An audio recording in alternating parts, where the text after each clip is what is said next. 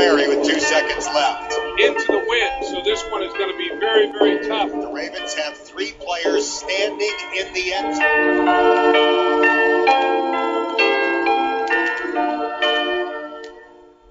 Heaves it down the right side toward the end zone. It is knocked up in the air. A.J. Green makes the catch. A deflected ball winds up in the hands of A.J. Green. The clock hits 0.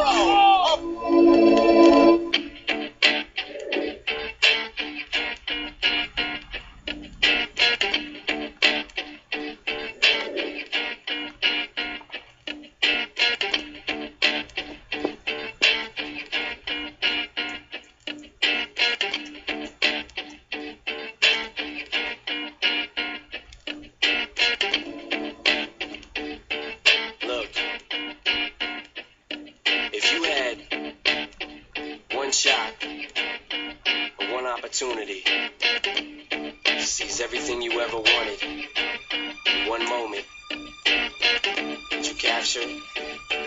Just let it slip. As the Cincinnati Bengals won the AFC North with 11-5 record, they go to the playoffs and play the San Diego Chargers, and they let that opportunity slip, losing 27-10. And now I'm alongside me, Nick Rice, and actually special guest Cameron Sadeghi. Cameron, glad to have you on, and Nick, always a pleasure. My 2 vice presidents, I gotta say, great to have you guys. Thanks. Definitely excited for the show, and Cameron, I mean, a new guy to our show, but Cincinnati, interesting ball club, isn't it? Yeah, really interesting. You don't know what to expect from Cincinnati from time to time. And we remember we just played that video clip of them winning Week 17 at home versus the Baltimore Ravens. And at the end zone, man, A.J. Green has been one of the best wide receivers in this league. But Nick, what's really intrigued me, and Cameron as well, that the best wide receivers in the game don't really necessarily have the best quarterbacks in the game behind them. Are you saying Dalton's not top 5? Is that he's what you're not trying top to throw? 5. He's not top 5. He is not. He's not. I mean, he's good in the regular season. Don't get me wrong about that. But when you have to come into a playoff situation, you're going against the Chargers that just barely made the playoffs last season. And throwing that in there, aren't you? Okay, Nick, I'm not saying that. The Chargers were hot towards the end of the season. And you can also agree that the Cincinnati Bengals were too. I mean, well, they were 5-1 at the end of the season, and they lost to Pittsburgh away. And then they come into a situation, they're at home versus San Diego. This is a must-win for Cincinnati. And then they just get demolished by San Diego. San Diego wins 27-10. Are you kidding me? That's not supposed to happen at home. You're supposed to get the win. Doesn't happen with Cincinnati, and I feel like Cincinnati the last 2 years gone in the playoffs can't even get past the first round. A concern for me and what their future is going to be like. I don't know if the defense is necessarily a cause for concern. I want to bring on potentially the number one question, guys, and it's something that the entire NFL is talking about, something that has been a problem for Cincinnati ever since, even with Carson Palmer in there, the quarterback situation. And, guys, we may actually have a controversy. If A.J. McCarron plays fantastic during the regular season, I think the Bengals must be encouraged based off of a contract year for Andy Dalton to say, look, we are not looking for average play. We're looking for a championship run. And, Cameron has an interesting take on this because, overall, this isn't a done deal for Cincinnati this year at the quarterback position. Yes, but I don't think it's entirely Dalton's fault. If you look at some of the offensive line problems that Cincinnati has had, a spotty running game. We don't know about Green and Ellis yet. Everybody kind of said Cincinnati should have won, but I thought San Diego was the most complete team. They have they were. They have the more experienced players, and they came into a tough environment. I always trust Phillip Rivers in a tough environment. He's always proven that he can come through. You even look at the game where it was some of some of you might remember when he faced the Giants. He threw that game-winning touchdown in New York, running all around the field. I just think that the Chargers are just more of a mentally tough team than Cincinnati. But I think McCarron is not really that fit in the NFL right now. I think he needs to learn and develop, and I think that's fair to McCarron and the Bengals. So I guess we could compare this situation to kind of a Derek Carr in a way for the Oakland Raiders. This guy's going to be behind Matt Shaw for this season. And I don't want another scenario. Well, I know we're not going to Oakland, but I'm just kind of saying a certain scenario that could happen. But they also have Jason Campbell in that lineup, so they got 3 quarterbacks. But Dalton, he has some pressure this season. I think if they even make the playoffs and they get eliminated the first round, I have concern with this squad because it's either you get a new quarterback or you try to rebuild around this team. But I mean, the San Diego Chargers came in hot both of these teams came in hot in the playoffs, and San Diego was pushing for a spot. They got it. They beat Cincinnati and proved a lot of people wrong in that game. And Cincinnati was, all the fans were pretty much saddened by that game because that game was supposed to be a must-win for them. What about the coaching spot? Everybody has talked about the quarterback position, but is Marvin Lewis on the hot seat?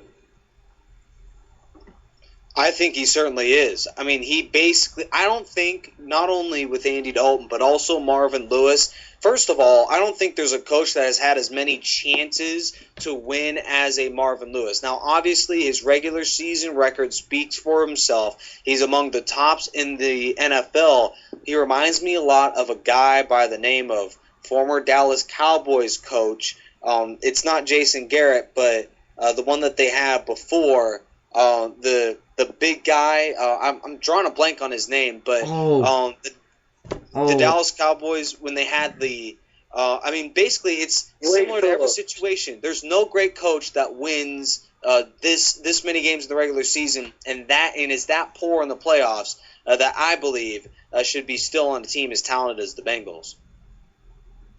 Cameron, what coach were you saying? Is it Wade Phillips? Yeah, it was Wade Phillips. Yeah, sorry, drawing a blank. Overall, I don't think there's any reason why a team with an offense as talented as them should be playing that poorly in the playoffs. This is a team that, based off of their overall roster, should be among the top 5 in the NFL. But when you talk about basically a coaching staff that on the road, Bengals went 3-5 last year, and in the playoffs, they've been 0-3 over the last 3 seasons. This team has absolutely no composure when the tough situations come upon them. Just a sad scenario here for Cincinnati, and you may be surprised, but Andy Dalton, I don't expect to even have as good of a season as last year. His turnovers have been a problem, and I'm not a big fan of what Hugh Jackson brings to the table. He basically turned an Oakland Raiders team from bad to worse when he was the coach there, now being the offensive coordinator. I just don't think this is a recipe for success. So the coaching staff is a little bit concerned, as we talk about, for the Cincinnati Bengals. I remember when Hugh Jackson was the Oakland Raiders coach. To be honest, he couldn't really figure out what this team was trying to do, and I didn't really know what Jackson was doing, but he's kind of the running back coach right now, and he's got Bernard, you also got Jeremy Hill, and Ben Jarvis Green Ellis as your 3 top running backs. Nick, I think Hugh Jackson, he could be a big concern, but remember, Giovanni Bernard had a big season last year, and I think he was a big contributor. He got 695 yards in rushing, and then you have Ben Jarvis Green Ellis, who had 756, but didn't average a lot of yards per carry as much as Giovanni Bernard. But a fantastic season, but I don't think it's Hugh Jackson to blame here because I think he did pretty well with the running back situation. He's not the offensive coordinator. He's not a defensive coordinator. He's just the running back. He's just the running back coach. And he's been helping out with that position. And I think when you added Jeremy Hill from the draft, I think he's going to help you out pretty well too. Yeah, the history of Hugh Jackson. He came over to the Raiders, and initially he actually ranked his offense number 4 in the AFC, along with 6th in scoring. But after the 2010 season, that team turned from bad to worse, and the Oakland Raiders ended up really self-destructing, and Jackson was out of town. Now he's the offensive coordinator there, and I think there's no excuse for this offense. You talk about Giovanni Bernard. Sure, he had really good rookie statistics. I mean, if you haven't already mentioned already, Giovanni Bernard did have 5 touchdowns as a rookie and led the team with 4.1 yards per carry among running backs, which is the top for them. So overall, the Bengals have a good scenario, but then again, you're talking about potentially one of the best run-blocking offensive lines in football last year. They don't have an Andrew Whitworth anymore, but when they did, they also have one of the best right tackles in the game under an Andre Smith. When you have 2 tackles as dominant as them, we're talking top 5 at both of their spots. I don't think there's any reason why this running game should be that anemic. I mean, I've had nothing but criticism for the Bengals so far in this one, but I think Cincinnati, they just don't do very well at the skill position, obviously outside of an A.J. Green. And Cameron, what do you think of the running back core with the Cincinnati Bengals and the O-line making an impact? I agree. I think there's a lot of talent in the run blocking game. I don't think so in the pass blocking game, but the big issue to me is I think Giovanni Bernard should get more touches, honestly. I like Green Ellis a lot. You know, as a Patriots fan, he would never fumble the ball. There's some crazy statistics about how he never fumbles. But honestly, I think Bernard is more explosive.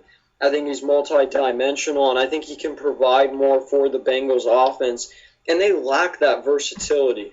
The Bengals at times, it seems like they're so stagnant. They're so one-dimensional. Though it's like they don't have the other dynamics necessary, but I think Bernard provides that. And look, I agree. I just feel like the Bengals, they're just a comedy of errors sometimes. The amount of turnovers, the lack of poise, I don't think it's one guy. I think it's all around. Everybody should be held accountable. And the running back position, as I said, they did draft the Jeremy Hill. Actually, this is a concern for me. This is either a guy that will have a lot of off the field issues, or he'll be a really good player. And Jeremy Hill, he's a good player when he's on the field, but when he's off, I think it's gonna hurt the Cincinnati Bengals. I think Ben Jarvis, Green Ellis, and Giovanni Bernard, I think that 1-2 punch, I don't see them being an elite. They're not the elite 1-2 punch type of guys in this league. I think Jeremy Hill could really make an impact, but remember, he got suspended a couple games. He's been arrested for sexual assault. But I mean, when he's on the field, he has some pretty fantastic seasons. And he actually tied a school mark with 7 100-yard games, including and then he also had had a really good year. He had a really good game in the Outback Bowl. And he concluded his 2-year college career with 2,410 yards and no fumbles lost. So Jeremy Hill, he's a high risk. He's either high risk or very rewarding for the Cincinnati Bengals, and it's going to be hard to see what happens with Jeremy Hill this season. Hopefully he stays out of the off the field issues, not like a Johnny Football in a way, but still, Jeremy Hill can make some couple headlines that some people don't really know.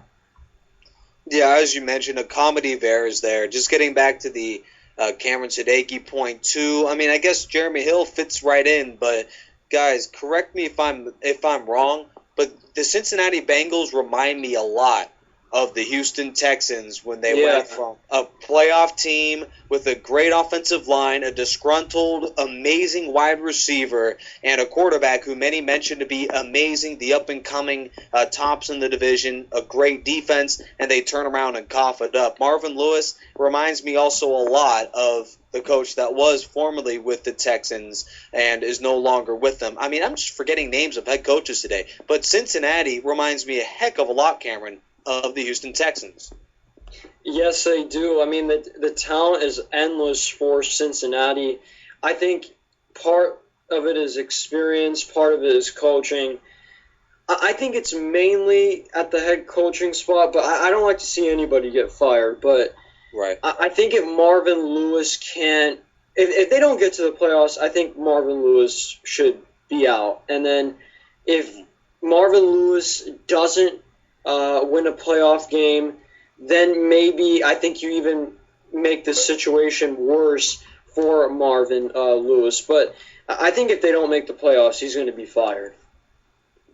I gotta Yeah, agree and with Cameron. I don't know though. if Andy Dalton would be out of town too, but I mean, it begs the question: if Cincinnati's this talented, they're not going to stay this way forever. I mean, do you move on to an AJ McCarron or do you move on to a new head coach? I mean, something has to give here, and I think whenever there's a problem, it always has to start with the leadership and who's been there longer and has had more opportunities. And frankly, Andy Dalton has had as many opportunities as Marvin Lewis. It's a real tough scenario here.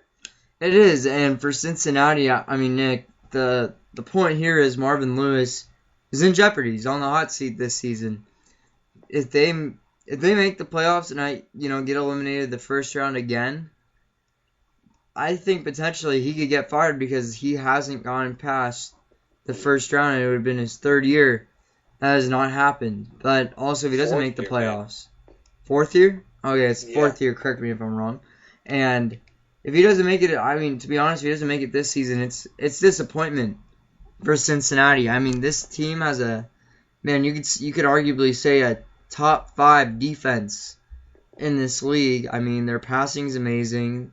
The rushing is towards an average, but I mean, remember this team, they can get a good record, but in the playoffs, they're just a completely different team.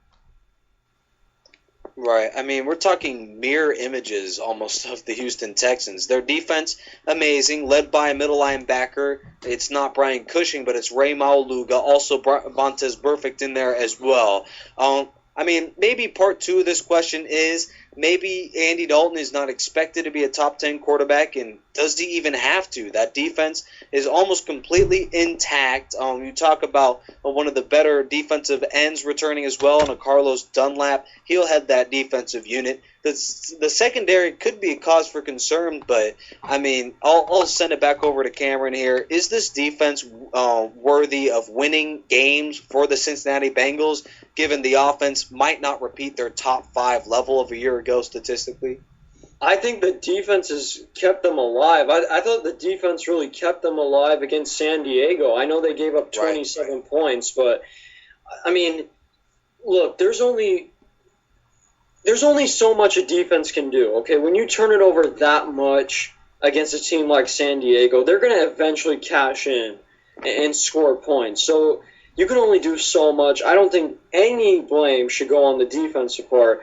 I think it's all offense. They either need to add versatility, the running back position, and incorporate Bernard more, or, Dalton really, finds a way to really hold on to the football and to make smarter decisions. But I think it's a combination of coaching, the running back versatility, and just Dalton making a little bit, more smarter decisions on the field.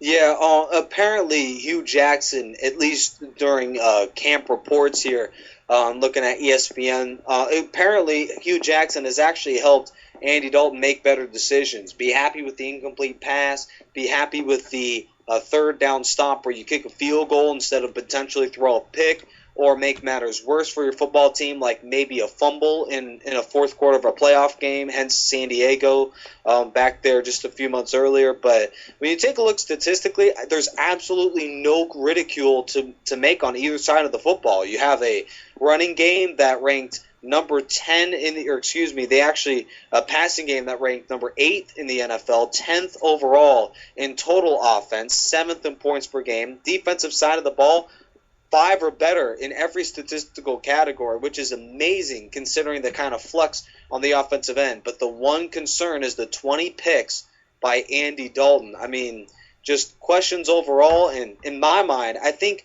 people need to hold the brakes on Cincinnati winning the division again. You have a stronger Pittsburgh Steelers team that drafted extremely well. The Baltimore Ravens should be back into form. Even during an off year, still won 7 or 8 games and were close to winning the division. Actually went 8-8. And this is just a team in Cincinnati that faces a tougher schedule and may face tougher odds here with Andy Dalton back under center. And Nick, Andy Dalton just has a lot of pressure this season under the quarterback position, but you also got to say, you can't just say it's on, Andy Dalton. It's also on how the offense performs. The running back situation, let's see what Jeremy Hill could do. No one really knows what he could do until he comes into this league. I think he's going to have an average type of rookie season.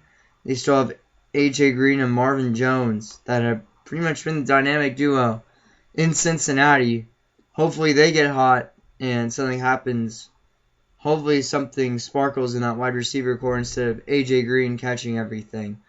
But, Nick, I gotta say, for this offense, they got a lot of pressure this year. I think it's either a real rebuilding phase for them, or this team makes the playoffs and is really successful. Yeah, I just think that this team is not quite ready for the playoffs. The Bengals, even when they won those 11 games last year, a lot of them were not all that impressive.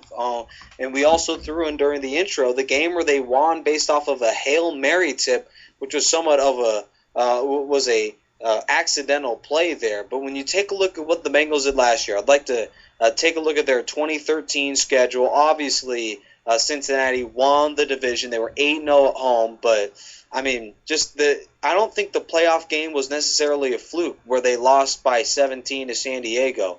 During the early portion of the year, they won a lot of close games. They squeaked it out over the Packers, along with the Patriots. That was an impressive win, albeit it was at home. But still, this team, when a lot of their victories came in extremely close fashion. I don't see any dominating victories except for a 49-9 win over the Jets. And I think that's the telltale sign of a team that's ready to reach the next level. Can you put an opponent away? And Cincinnati couldn't do it all season. They also lost in a lot of embarrassing fashions, including obviously in the playoffs. I think I've already made my point. I think Andy Dalton's not a terrible quarterback, but he's not all that great. And that offense, it should be talented enough to win more than just 11 games. But this year, I just don't see it. If there are a couple teams that could potentially flop, the Bengals are one of those teams. Cameron, what do we're going to go to final thoughts here, and I know we're going to have to sign you off, but final thoughts about Cincinnati, and what do you think of Andy Dalton and what he could do this season? Well, I think you mentioned the Hugh Jackson point, Nick. I think he'll get better with the turnovers. Do I think the division is going to be much harder this year than the AFC North? Yes. I actually think Cleveland's going to burst out on the scene, and it's not because of Johnny Manziel. I think Brian Hoyer is the real deal. I really mean it. When he was playing last year, before he got hurt, he was putting video game numbers in the games that he played, and I think Cleveland's going to be a team on the rise.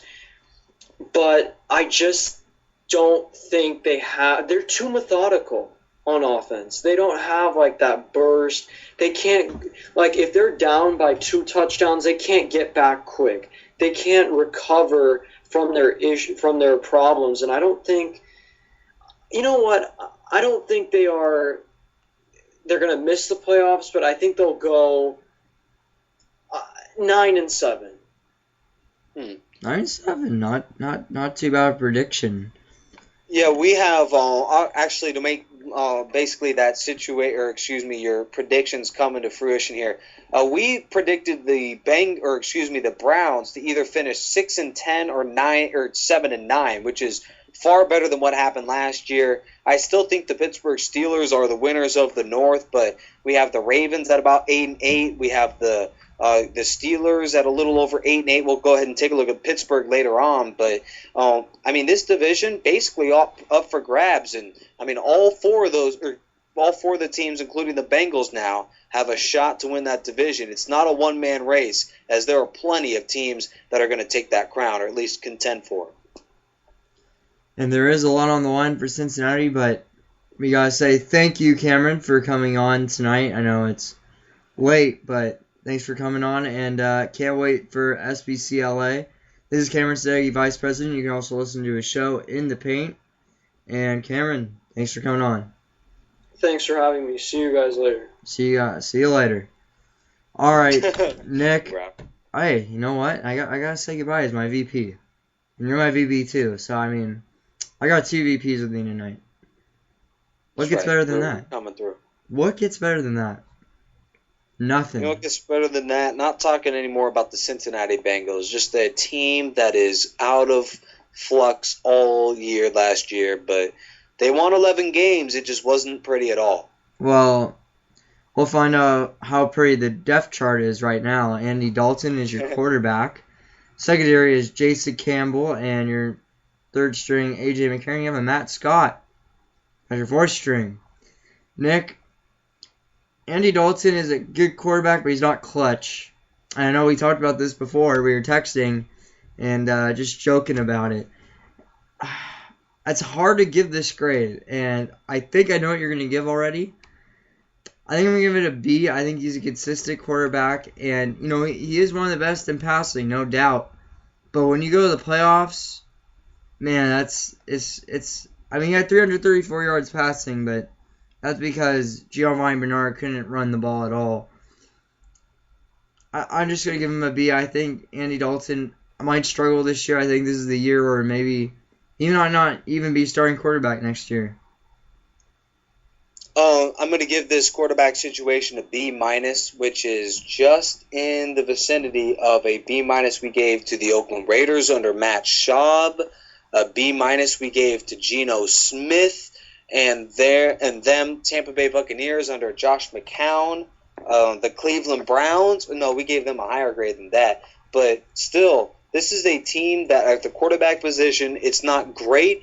They don't succeed. They're not top 10 in that area, but they certainly are among better than a number of other teams. They certainly have a quarterback that can win, but please do not get me started with max money for Andy Dalton. He doesn't deserve, I think, if a number one contract is north of $21 million, Andy Dalton should be making something around the area of 15 to 16. This is not a QB that can win by himself. He needs A.J. Green just to make it to the playoffs. Then he needs Lady Luck and then some to try and win at least one playoff game. He hasn't done it in 3 years.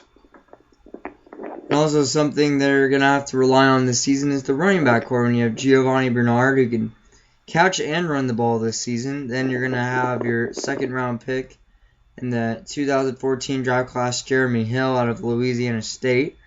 And then you got Ben Jarvis Green Ellis, and then you have Rex Burkhead. Well, Nick, I look at the running back core, and Giovanni Bernard is the strongest point. Jeremy Hill a little bit is a concern for me. And Ben Jarvis Green Ellis can be inconsistent at some points during the season. He can. I do think overall this running back core isn't too bad. Bernard and throw on a Jeremy Hill, but Ben Jarvis Green Ellis, very reliable running back core. I know you didn't give your grade yet, Robert, but I'm going to give this core a B. Just a solid unit that can be depended on, not in great capacities, but enough that can win you football games. 4 yards a carry out of Bernard isn't half bad. I give him a B-, Nick, just because I think I have concern for Jeremy Hill just because of the off-season issues, and I have concerns with rookies sometimes, and I think this is I think this is a concern for me, especially with this squad. Jeremy Hill can't get suspended, needs to stay healthy, and I think he'll have an okay type of rookie season. Well, let's move on to the wide receiver core. We move on to an A.J. Green, Marvin Jones, Brandon Tate, who they re-signed. They also have Mohamed Sanu, who had 47 catches for 455 yards and 2 touchdowns, and Dan Sausenbacher. Well, the 2 big names on that board, we can all agree, is an A.J. Green and a Marvin Jones.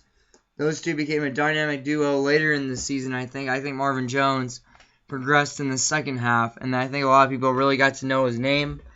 As a guy that really didn't watch that much football like Nick Rice did, I heard a lot of Marvin Jones coming up, and I watched some of his film. Amazing. And second half of the season, he came up big, and A.J. Green was the guy that was relied on most in the season. So, Nick, I like A.J. Green. A.J. Green is, of course, like pretty much top 5 wide receiver in the NFL. I'm gonna give it a B plus. I just think it's only gonna be A.J. Green and Marvin Jones. They really don't have much depth. Something that was really weird though is top 5 in their offseason was Brandon Tate, and he only had 1 catch for 6 yards last season. Yikes for that. Yikes for the free agent signings. But I think a B is just perfect. I think the strength of this unit the offense is the receiving core. A.J. Green, that he elevates receiving threats that is literally top 5. Mohamed Sanu, great player, up and coming, and Marvin Jones isn't half bad. The game where he scored 4 touchdowns all by himself makes me believe that this is an A- receiving core. Isn't too bad. Dane Sonsenbacher. I'm going to love hearing that name too. They have 4 receivers now that are going to make some plays. It reminds me a lot of a Chicago Bears unit, not obviously as good, but very close. They have 2 guys that can win, Marvin Jones and A.J. Green, and sometimes that's all you need, especially when you have a unit that runs a lot of 2 tight end sets like the Bengals do. Yes, they do, and they have Jermaine Gresham, who had 46 catches for 458 yards, 4 touchdowns. And they also have sophomore Tyler Eifert out of Notre Dame, 39 catches, 455 yards, and 2 touchdowns. And they also have Alex Smith behind him out of Stanford, 3 catches for 12 yards. Not the quarterback, the tight end. And then you also go to Kevin Brock. I feel like I'm going to give this team a lot of B's because they're just more of a consistent type of squad. I mean, I like the tight end duo. I think Tyler Eifert's just going to keep on getting. I think he's going to develop his game into his sophomore season, and I think surprise some people. So I think I'm going to get the tight end position B plus. I really like what you get out of Jermaine Gresham, 46 catches for 458 yards and 4 touchdowns, especially when you have a strong wide receiver core. Yeah, I think I'm going to give him a B.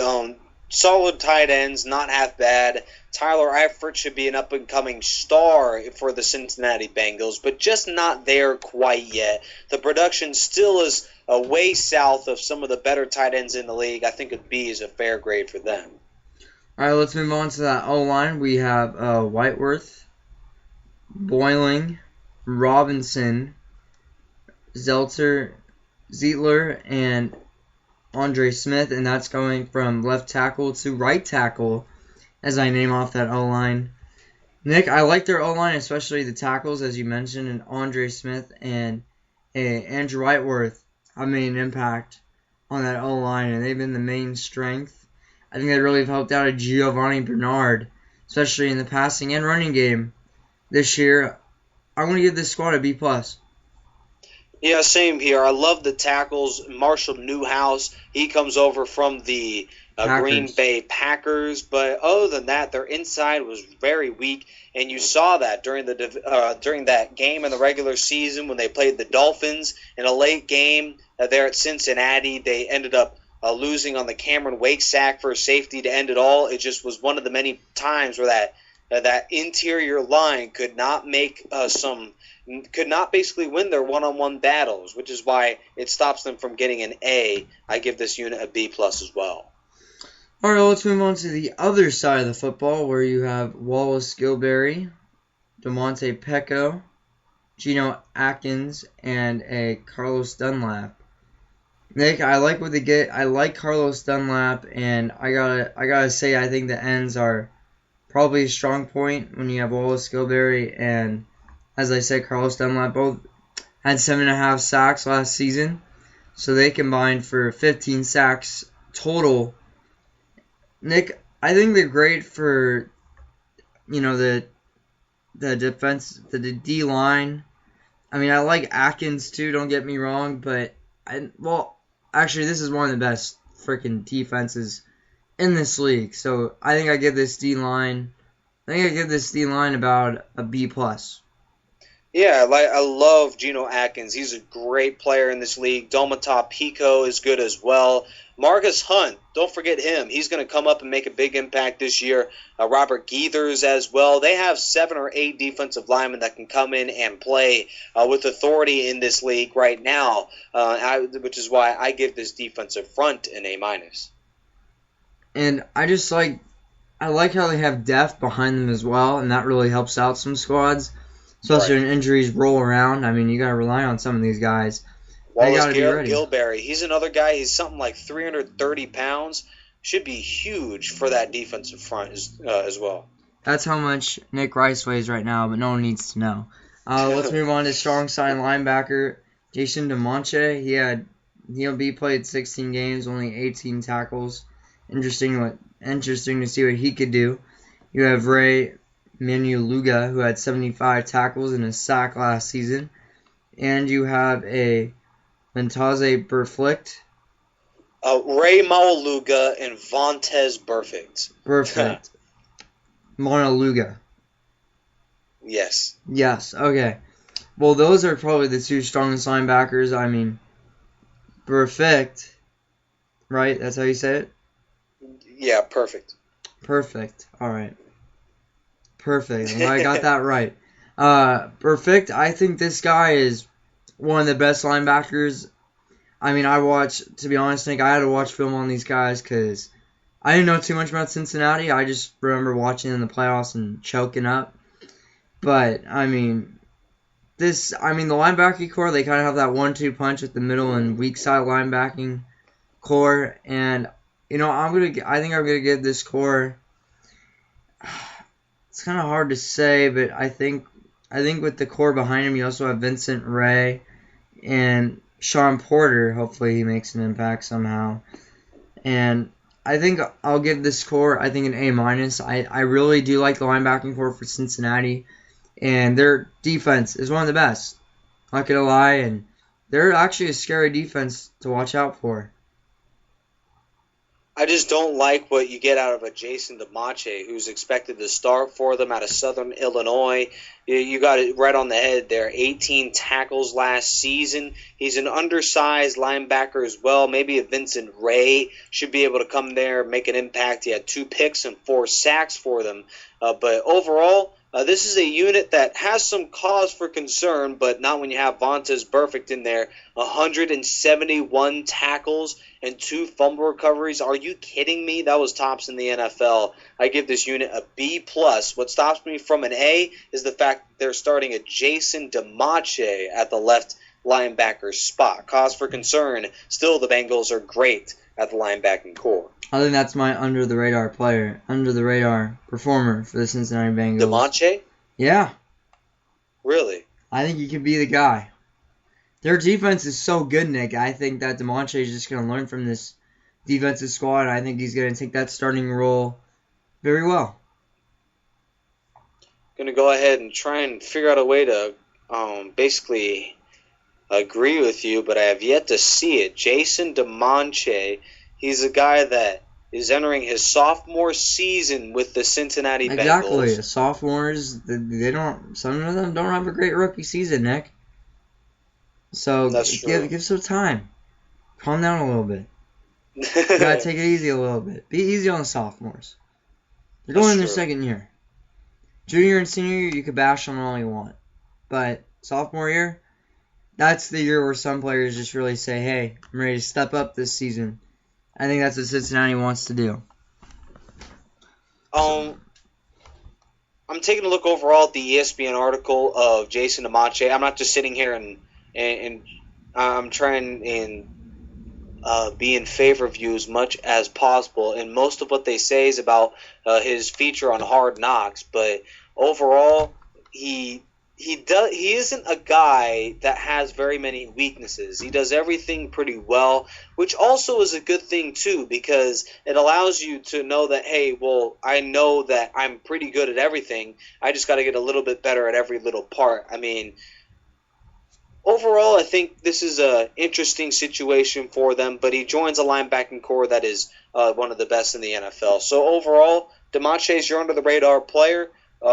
My player, want to keep him on the defense, and a guy that we're going to go to a little bit later, obviously a guy that many people have written off, but is a guy that can still make a big impact for them, Terrence Newman at the cornerback spot. And let's move on to the cornerback position here, as we have Darquise Dennard, who was the first pick for the Cincinnati Bengals this season in the first round. Then you go to Terrence Newman, and on the right side you have a Leon Hall and Adam Jones. Nick, the cornerbacks are pretty damn good when you rank top 5 against the pass, and I gotta say, I think Darquise Dennard was actually a perfect pickup if they want to keep this defense pretty damn solid. Give him an A-.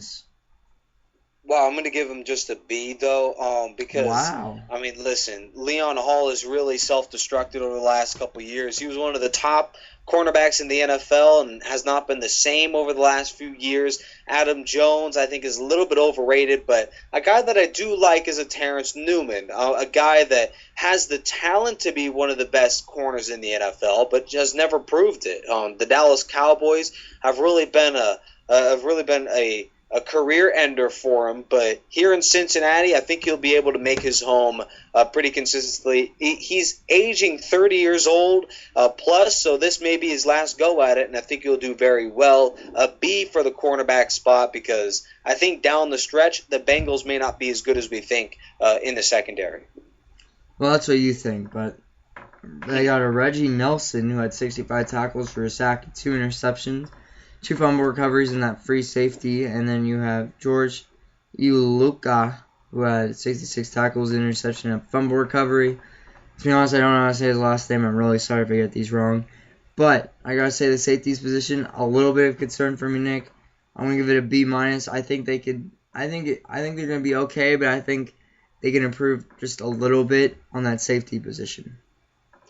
Yeah, I'm going to. Actually, the top interceptor for this ball club was a Dre Kirkpatrick. He may be one of those under-the-radar performers, but nevertheless, I give this safety unit a B-, just as you mentioned, because of the problems of the depth cause for concern, other than a Daniel Manning, former Texan, who isn't half bad. But other than that, I mean, George Iloka, he's a solid run stuffer, but only had 1 interception all of last season. And this defense, if there was one problem, they got torched in the secondary. Against the top passing games, against elite quarterbacks, this Bengals team wasn't all that impressive. I think that is the problem. It's that secondary, including the safeties, that will be a huge cause for concern. Give this unit a B-, because Reggie Nelson, a pretty solid safety in there, 65 tackles, 2 picks, and 2 fumble recoveries last season. The safeties position, I think, is my main concern, but let's find out about their special teams. Let's see, as your kicker, you have Mike Nugent. Your punter is Kevin Huber. And your punt returner right now is Brandon Tate, and your kick returner is Brandon Tate. Nick, Brandon Tate is your special teams guy, but I still have some concern for Cincinnati this year. Man, I gotta say, I think I'll go with a C+. I think the special teams could be a little bit better. I think relying on a Brandon Tate could be a little too much for that squad when it's put at punt and kick returner. And then let's move on to head coach Marvin Lewis. Marvin Lewis has had really an interesting 4 years as a Cincinnati. Had an interesting 4 years making it to the first round of the playoffs, and just can't make it to the second round. I give the special teams a C+. I give the coaching staff, I think a C is a right call for me. Yeah, I'm actually going to go right around your ballpark. I'm going to give the special teams a C and the coaching staff a C-. I mean, we have basically bashed Marvin Lewis for the entire broadcast, but I think there's a reason for it. And first and foremost, Mike Nugent isn't half bad. 18 to 22 kicking the football. The punting game is okay, but Brandon Tate's not an elite kick returner, not by any stretch. Give that unit about a C to C+. But as far as the coaching, I mean, I just have one concern: their playoff resume, and it is a huge cause for concern. I mean, it is a far cry, and even that may be too close from any sort of success. When you talk about Bill Belichick in a number of playoff games, in 20 plus, he has had about an 80 to 90% lifetime. And with Marvin Jones, there's no excuse with literally the same exact talent as the Patriots to be this poor in the postseason. I don't think this coaching staff is ready for the next level, which is why, and we'll touch on the schedule in just a little bit, this season might not be an 11-5 campaign that the Bengals are hoping to repeat. And it won't be, because this squad is just going to be struggling. They have a tough schedule this season. Marvin Lewis is under a lot of pressure. I think Andy Dalton is as well. So that offense, see what happens. Could be shaken up a little bit. Let's see what the running back position could do with Jeremy Hill. But Nick, let's ask us some questions here. We already have our under the radar MVP this year. The best player, I think, is just basically a guy that I think can come out and have another fantastic season. He was the MVP last year, and I think he'll come back and do the same. A guy that'll learn from year one to year two. The most talented player on that roster, it's not A.J. Green, but it's Vontaze Burfict on the defensive side. I'm going to give him the nod over one of the better receivers in the game. I think the problem is Vontaze Burfict, he is on a defensive side that is so dominant on the front seven that he has multiple opportunities every game to get after that quarterback and lead the league in tackles. I think I agree with you. Vontaze Burfict.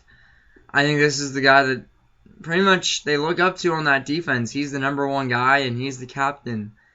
And he's gone over 170 tackles this season, a guy that can really just tackle that running back. And he's also got one interception, 2 fumble recoveries, and a touchdown this season. Not too bad, and also 3 sacks. But I think Vontaze Burfict. I think this guy could potentially get 180 tackles next season. Watch out. Vontaze Burfict, I think he's going to make some headlines next year. Definitely a guy to look out for, but we'll move on to free agent acquisitions too, another key position. I think overall, if the Bengals were to release Andy Dalton, that would be the free agent activity of the season for the Bengals. Sorry, just throwing that out there. But the free agent acquisition, and boy, there's not a whole lot to look at, but if there's one thing that the Bengals did very well during this free agency period that I absolutely love, I think it's going to be the acquisition of, boy, this is very tough. I still have no answer. I think a Daniel Manning, safety, he's a very good signing for them, but I mean, that's literally about it. They don't exactly have a whole lot of players that I think are all that impressive. They got Marshall Newhouse, of course, but I mean, not all that impressive of a free agency class. Nick, I think I'll go in Marshall Newhouse on left tackle position. I think you just add another 6 man towards that O-line, and Marshall Newhouse being a part of being with Aaron Rodgers for so many years, and now he comes over to Cincinnati. I think he could really help out the squad and kind of help him out with the pass block as well. So let's see what happens. But Nick, I gotta say, I got the music ready. Are you ready to predict this 2014 schedule for the Cincinnati Bengals? Yes, and I'm going to agree with you. Newhouse, the best pickup, for sure. All right, well, let's cue the music. It should be starting any second now. But Nick, pretty much you got this for, the first 2 weeks. What do we got? All right, we're going to get going here with the NFL schedule. The first 2 weeks are in the books. Week 1 on the road, they take on the Baltimore Ravens to kickstart the Bengals season, and I think Cincinnati is going to get the victory week number 1. Meanwhile, Robert thinks it's an 0-1 start for the Bengals. Week 2, home against the Atlanta Falcons, the first of a 2-game home stretch before the bye, and I think the Falcons get the upset over the Cincinnati Bengals. Both teams are 1-1 according to Robert and I's prediction, as Cincinnati wins in Week 2 according to Robert over the Falcons. Week 3, home against Tennessee, I give them a loss. Nick, Tennessee? They went 8-0 last season And I think Tennessee, I think they could lose here too. I think against Tennessee, Tennessee's gonna come out fighting. And to be honest, we still haven't covered Tennessee yet, but this is a team I think just fighting for some courage. Yeah, Ken Wisenhunt, the coach there, and the Titans performed very well in recent history over these Bengals. And I think we can both agree, is this a loss in week number 3? Oh, and then we move on. Week 4 is a bye, and then Nick, we have week 5 at New England. Yeah, first of 4 straight games we predicted, and the first 3, Robert and I agree, are all losses. Week 5 on the road to take on the Patriots, then home against the Panthers, then on the road again to take on the Indianapolis Colts. 3 teams that had top 4 seedings in the playoffs last season. Should be very tough for the Bengals, and I think that may be a wake-up call for a team that we expected to be 1-2 after the bye. But week 8, home against the Baltimore Ravens. Both Robert and I agree it's a comeback victory for Cincinnati. Week 9, home against the Jacksonville Jaguars. I give the Bengals the win. Nick, I'm going to give them the win too. I think against Jacksonville, that's an easy win for you. But, man, Jacksonville is really just going to struggle this year. Yeah, they're tasting victory for the first time all season. Robert gives them a Week 10 win home against the Browns. Meanwhile, I give them the loss. Cleveland, I think, is an up-and-coming great football team, and a big win for Brian Hoyer would be over a Cincinnati team vying for a playoff spot. Now they go to the road. It's a 3-game home stretch for them against the Saints, then against the Texans. I give them back-to-back losses there. What about you? Nick, oh man, this is gonna be hard against Houston. I think I'm gonna give them the win over Houston. I think over the Houston Texans, they'll get it done. I think Andy Dalton, especially that O-line, is gonna help them out against the J.J. Watt and the Davion Clowney. Right, then actually you did predict a loss against the Saints in Week 11. The Week 13, third straight road game for the Bengals. It's at the Tampa Bay Buccaneers. I give them the loss. Meanwhile, Robert gives them the win. So Week 14, home against the Steelers. I give them the loss, but what do you got? I give them I'm going to give them the win here. I mean, it's at home, and I think Andy Dalton will win this one. I know it's getting close to the playoffs here, and Andy Dalton trying to make somewhat of a push. Week 15, Dalton trying to push for the postseason. They win on the road against the Browns, but it may be too little too late. Robert gives them the loss in that one. Then Week 16, home against the Broncos. Both of us agree it's a loss for Cincy. Now Week 17, at the Pittsburgh Steelers. This has been a fantastic rivalry, and it comes down to the final week. Bengals at Pittsburgh. What do you got? I think that at Pittsburgh, Nick, I think they're gonna lose here. I think it's gonna be a tough game on the road, and I don't see them getting the job done. I give them the win in that matchup, but it is too little, too late for a Cincinnati team that I predict will finish 5-11.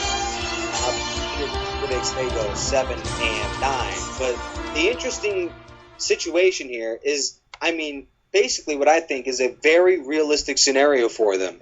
Cincinnati, a team that has notoriously struggled towards the end of the year, we believe that they start, both of us do actually, it's ironic, we believe they start 3-4, which isn't half bad, and still in the thick of the playoff hunt. But then, according to my prediction, they lose 5 straight, and they are against a bunch of really good teams, most of them on the road, and then they finish with a 2-1 push. Meanwhile, Robert thinks it's a far different thing.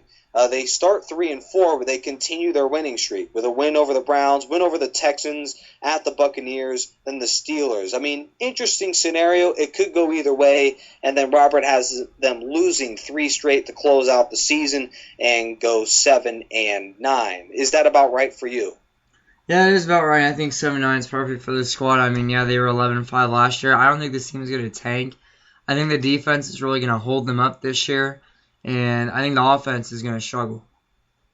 I mean, we're going to go ahead and look at these predictions once this season comes into fruition, but I think, Robert, you may be right in this scenario. 7-9 may be about what they get, but I'm guessing 5-11 because I'm not a huge fan of Andy Dalton. And listen, if A.J. Green goes down, if there's a single bad injury, the Bengals you could expect to go in the tank. They rely on about 4 players, that Bengals team does. A.J. Green, one of them. Also throw in Vontaze Burfict, Ray Mauluga, and Geno Atkins. Those are the 4 players that they rely on, and I think lean a little too heavily on. I think Cincinnati is destined for something bad to happen. They have had Lady Luck on their side, and I think it's about ready to come to an end.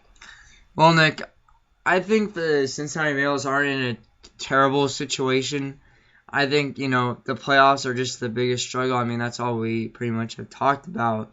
Marvin Lewis can't really win a playoff game, and Andy Dalton just keeps on struggling in the playoff. Well, I mean, he gets good stats. He just, at the end of the day, they can't get it done. But the defense, I think, man, that defense will keep you at a 7-9 record. I think they're going to stop a couple of teams and potentially maybe go an 8-8 because of that defense winning a game. But Nick, we'll have to find out because, I mean, the season's coming up soon. I mean, what is it? Spring training? I mean, what is it? Starting the preseason. A little less than 2 weeks. Preseason less than 2 weeks. Training camp has already kind of started. Actually. Yeah, we're getting down to the nitty gritty. The Hall of Fame game is, I think, in 7 days. But I'm throwing together schedule or standings now, so don't sign off quite yet. The Browns, according to Robert, go 7-9. The Ravens, according to Robert, go I think 7-9 or 8-8, and the Bengals go 7-9. So a very interesting scenario here for Robert's standings. We'll get you who's winning and why coming up in just a little bit. I'm throwing all the statistics together as we speak. And Nick, we still got Pittsburgh Steelers to cover, which is hopefully coming up soon. I mean, I know we still got a couple more teams to go, but Nick, our next team is the Miami Dolphins. A team that is against the strong and probably the winners of the division, the New England Patriots. Yes, this is definitely a team in the Cincinnati Bengals, though, that should obviously contest for a chance in the playoffs, but I mean, they just look a lot like the Houston Texans, who should have contested for the playoffs as well. Kubiak, I wasn't a big fan of him, along with Schaub. I just thought that team was a little overrated, and they certainly paid the price. We gave the offense for the Bengals a B, the defense a B, the special teams a C, and the coaching staff a C. So I think overall there is a lot of improvement to be made on the sidelines there for Cincy. Yes, they can, and this team is just going to be a consistent football team, but Nick, my predictions are pretty damn close, but I got to say the worst division we're going to have this year is going to be that AFC South. It's going to be terrifying. So, it's going to be terrifying to find out what their records are. I mean, you got to feel bad, but I mean, the Colts have that one in the bag. No doubt about it, but Nick, let's just go final words here. End it out. What do you think of the Cincinnati Bengals, and what do you think of their strong? What is the strong point of this squad? The strong point of this football team is the defense, the front seven. Definitely going to be a unit relied on. One of the top defensive lines in the league, but I think defensive lines, they aren't always the key to winning championships. You have to be able to do it on the back end. And, I mean, I don't believe that Cincinnati has what it takes to be able to get that done. Leon Hall was a great cornerback. I don't think he no longer is one of those top guys. They have a number of basically secondary type of players in the secondary. And then George Iyoka, who never really was a great safety. He's starting for them now. And overall, Cincinnati is not bad, but not great either, which is always scary when you're talking about playoffs. Cincinnati could be easily an 11-5 team again, talent-wise, but I just don't believe that they have what it takes to get it done. I don't believe so. But we're going to wrap it up before I close off here with the standings. And after a long look at what exactly is going on in this division. Yes. It looks like based off of what you've thrown together in the schedule, matched up all the teams, or matched up the basically, like, we've matched up head-on-head matchups, divisional rankings. You have them splitting against a lot of teams, which makes it awfully tough. But at the end of the day, I think based off of what I believe is true, it looks like the Cincinnati Bengals are going to edge out over the Browns as your number 3 overall team, because you do have the Ravens at 8-8. And it all counts on the Steelers to see on where they're going to end up, but still, based off of your predictions, the Bengals do not make the playoffs. I don't see the Bengals making it this year, and Marvin Lewis, you're fired. You're gone. I mean, to be honest, I don't know what Cincinnati's going to do for a head coach. That's going to be very interesting to watch out for. Maybe you hire Jamarcus Russell to become your head coach. You never know. Never know. Jamarcus Russell had so much success in the NFL. Maybe he continues on.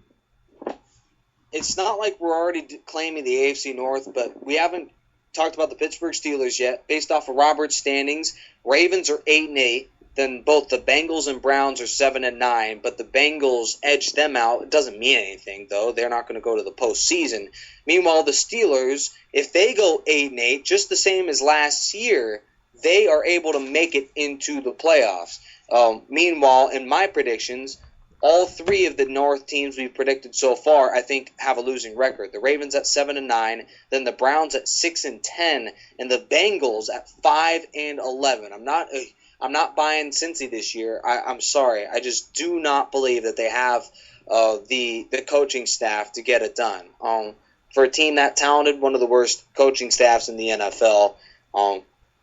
2 minutes to go, not Cincy. 2 minutes to go, they have not been all too good. And also, not just late in games, but in the playoffs, has not been good for them.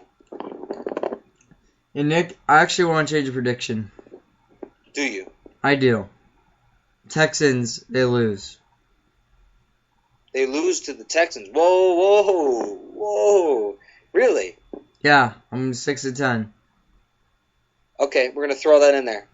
I just don't. I mean, I don't see it being that close of a division. Like, I see the Steelers taking away, no doubt, but I don't see a 7-9 with the Browns. I think the Browns are a better team than the Bengals. But you know what? I think the Texans and the Jacksonville Jacks should. I think they could work it out and beat the Cincinnati Bengals. But Nick, let's close it out here. Thank you all for listening to NFL Team Breakdowns. This is the Cincinnati Bengals. We have pretty much covered 3 teams of the AFC North. We are going to be covering the Pittsburgh Steelers hopefully soon, but our next team is the Miami Dolphins. And what have they really done this offseason? And yeah, could they win the AFC East? I think they're in a similar scenario to the Bengals. Obviously going to be an intriguing East, that is for sure. And a team that's really just been depleting, I think, over the years. Sorry, Jeremy Schnell, but your team is not going to get 11 wins. I don't know what you're talking about, but thank you all for listening, and hope you have a great night. And we have the Miami Dolphins coming up soon, so you need to go in and check it. You need to listen to that. Nick, take us out. All right, thank you all for joining us here on the National Sports presented by Spreaker.com. Make sure to not drink and drive, or don't drink at all. Have a great Tuesday night, ladies and gentlemen, and make sure to tune in. Miami Dolphins coming up either tomorrow or Thursday, only on the National Sports. So long, everybody.